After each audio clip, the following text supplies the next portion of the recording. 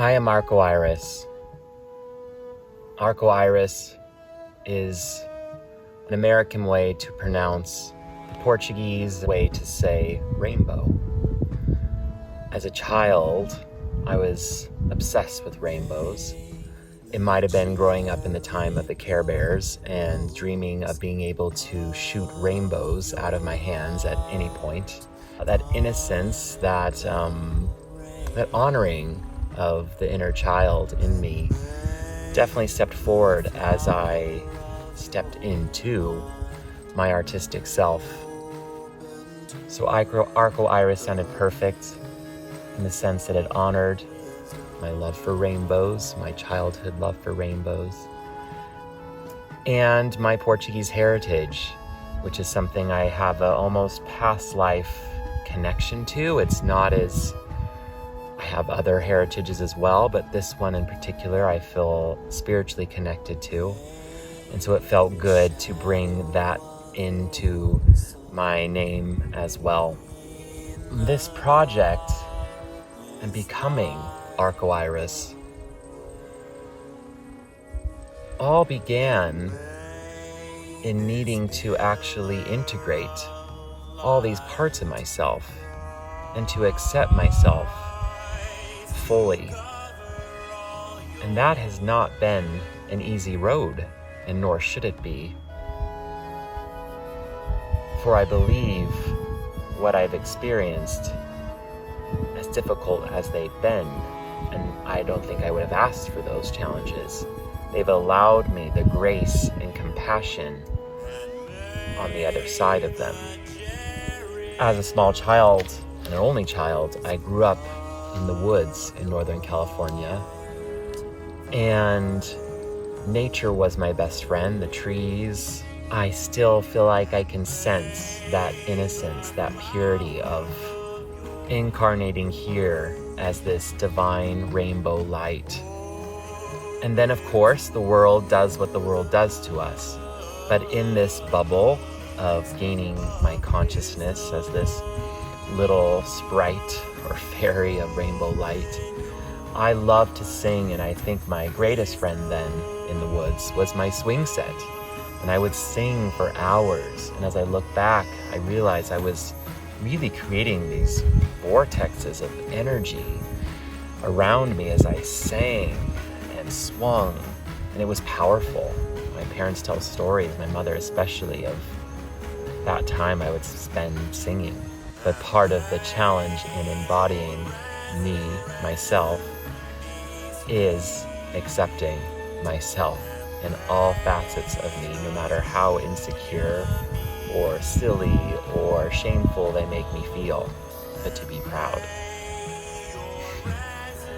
I can look back now and see how my dedication to be the best I could be at that art form or other art forms was so I could win the love of those around me. Because I was obviously different, obviously more effeminate than other boys, I had to win over people so that I wouldn't be judged. I didn't have to see that look in their eye that something is wrong with you, you might be going to hell, oh, your poor family. All of this you could see in their eyes just when you would speak or move in a way that wasn't masculine enough. And so while I gravitated towards perceived or stereotypically feminine things, I thought, well, I'm going to honor myself in choosing that because that's my true resonance, but I'm going to be the best I can be so that they have no choice but to love me.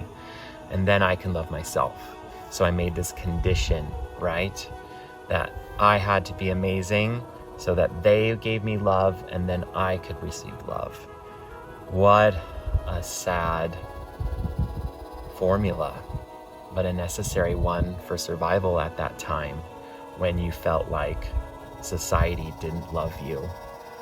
And yes, my parents loved me, but I know something under the current was there, that a fear of, I don't know their exact feelings. That is a conversation for them.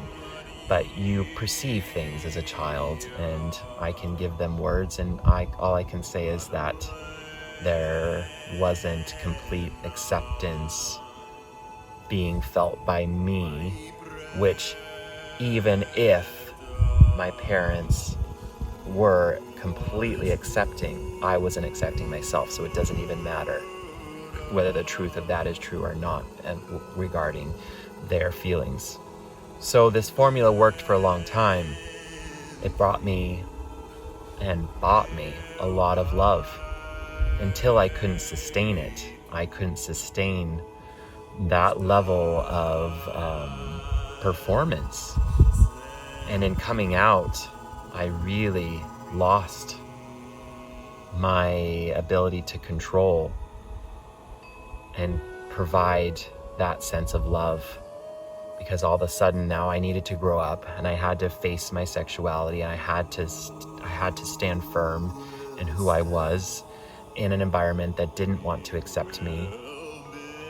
There were accepting people, and there was accepting, so it was this living in different worlds, so to speak. So I had support, I didn't have support, and I made it through it, but at the cost of a great depression in my personal life, which definitely pulled on my professional desires. And as someone who's excelling so well as a young person, that momentum then is diminished, and what perceived dreams and goals you thought were attainable are now fading before your eyes.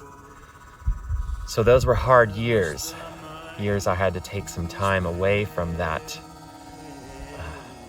pursuit in order to I had no other choice but to fully embody and love myself and live that it gets better, because it did, and it does.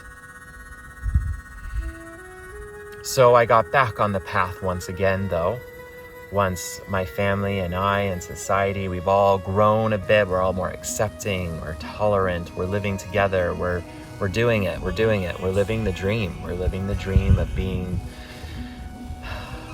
compassionate, caring, loving, unconditionally loving people, even when it's uncomfortable, or even when it challenges our beliefs. In some ways it was utopian, not without its faults or moments of pain, but it was working, and it worked, and it works.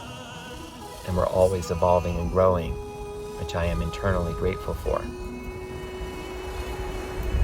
When I was leaving the Juilliard school, I was presented with two paths. And yes, just saying the Juilliard school, you might be like, whoa, he got back on track. And I did a couple years later. And what validation it felt to be accepted to that school. Not that you can't have that validation at other institutions, but for me, that was a dream come true. And my time there was extremely profitable and a joy. So I graduated in 2008, and while I had the most miraculous summer and fall of playing and freelancing in New York City, and even 2009 was okay, everything really started crashing down as the financial recession hit our country. And I wasn't giving up on security, and I also wasn't giving up on this classical dream. And the more I gave and the more auditions I didn't win, the more I burnt out, and I hit a breaking point. And that breaking point brought me back home to California, where I just needed a full-on break from music. And so I chased security once again, but in the form of different businesses and different jobs that weren't artistic in the least.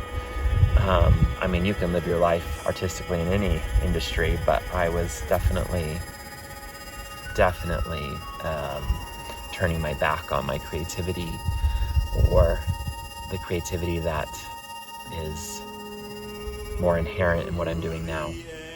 Eventually, I find my way back to music, but in a safe path, in a path that involves teaching, because teaching is stable income.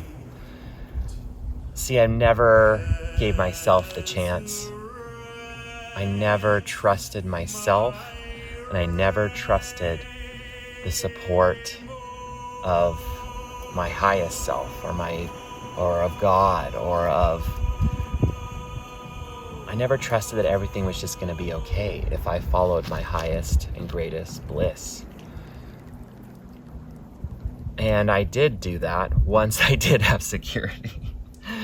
So we all create the realities that we need, and I finally did that. I created a sense of financial security that was still within music, and then I was able to create a bunch of free time. I mean, it was all conscious and subconscious where I was moving towards. I needed to do it on my terms, and sometimes Spirit, the divine, is like, okay, that's cool. We're patient. We're patient. You do you, but we're here. We're ready to go. We're ready to go whenever you are. You just say the words. You just walk the initiate's route, the initiate's path. And finally, I embraced the song seeds that I had been collecting. I faced them. And in facing them and being like, okay, friends, children, let's go. Let's do this. They became mirrors. And the mirror was, oh no, this is scary. This is scary. Because in order to bring this song forth, I'm going to have to do what? I'm going to have to sing. Wait, what? I'm not a singer. Wait, you want me to say what? What words? What messages are we going to... Wait, really? But what will people think of me? How will I be perceived? I'm not going to be loved. These people are going to abandon me.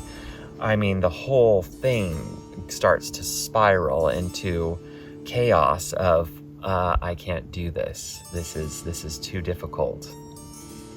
And it really took, beyond just growing, it took a couple things.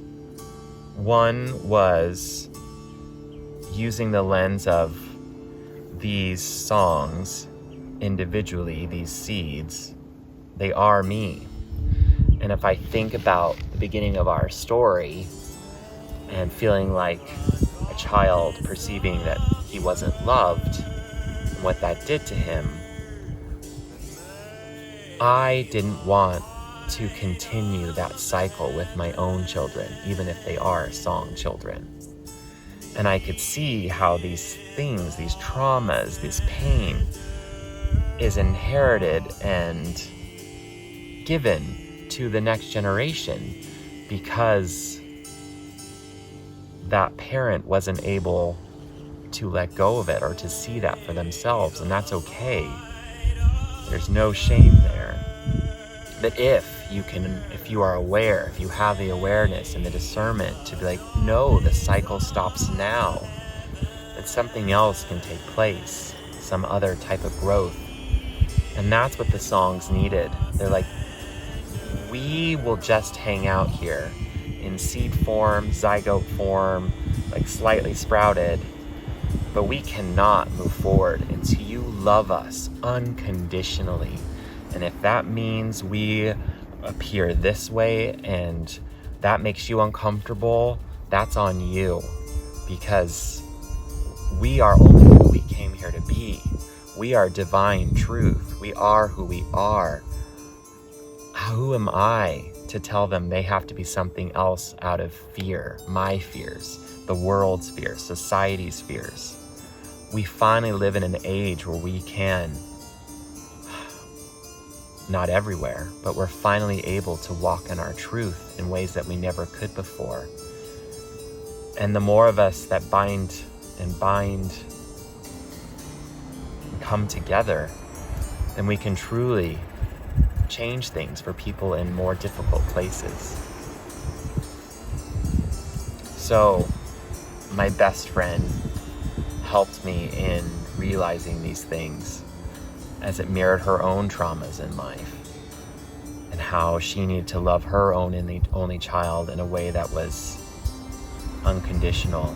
And so I made a commitment to my song children that I will go to the ends of the earth within myself and without myself to love you in the ways that I needed to be loved. And I did. And what they gave back to me, for me, is pure healing, purification, embodiment of so much within me that I had abandoned and not fully faced. And it is my hope that the songs can inspire the same in you and others. And I can only hope that they will.